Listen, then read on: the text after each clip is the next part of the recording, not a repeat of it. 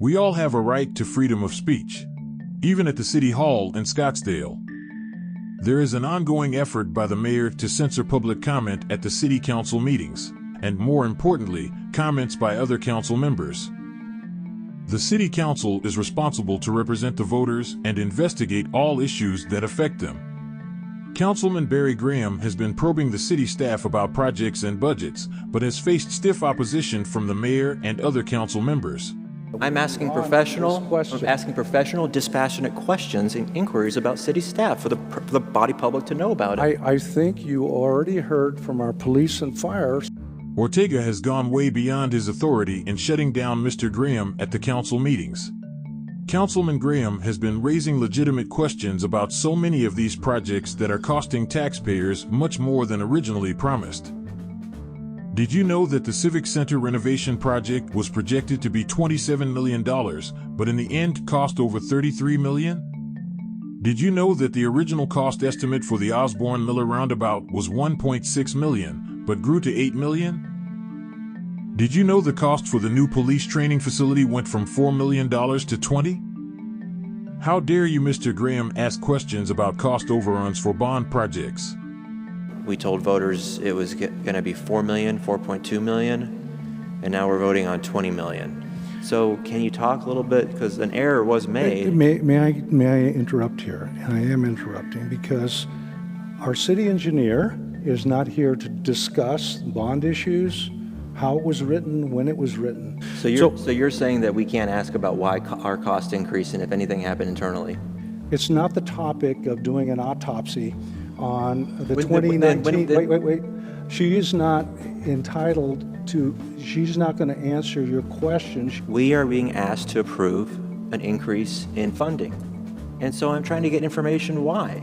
This is absolutely relevant, and you're trying to cut off debate. How dare you, Mr. Graham, question transportation staff about the safety of road diets? Okay, well, to me this is relevant because it's germane to the 68th Street topic, and these conditions are on the grants for all the future ones we might do. If you want to do a forensic audit on this thing, it's not the appropriate time for that. Well, what I'm getting at preparation of this matter. How dare you, Mr. Graham, question city staff about increasing our property taxes? I think residents deserve to know why the city wants the extra money. For people that watch their own finances and then you sit here and you watch us closely, I think you feel a little bit of a disconnect. There is no rule that gives the mayor the right to censor discussion by other council members. So we wonder, why is Ortega doing this?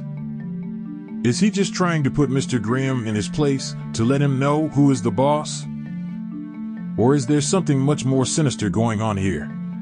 Does he want all discussion to be held in private, behind closed doors? Is he afraid that exposing the real agenda will upset the residents?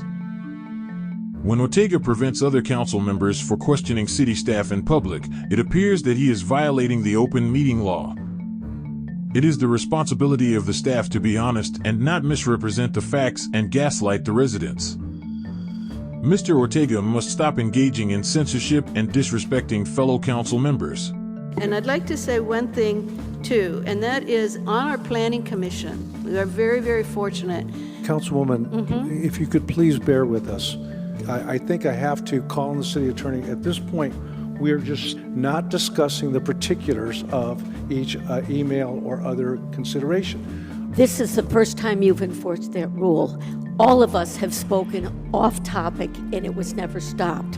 Why is tonight the night? No, I'm tired of this nonsense. It's not okay. So, you might wonder, where is the city attorney? Why has she been silent on this matter? The residents expect more transparency in city government, not less. The residents are demanding that Ortega must stop abusing his power, now, and stop violating the right to free speech at Scottsdale City Hall.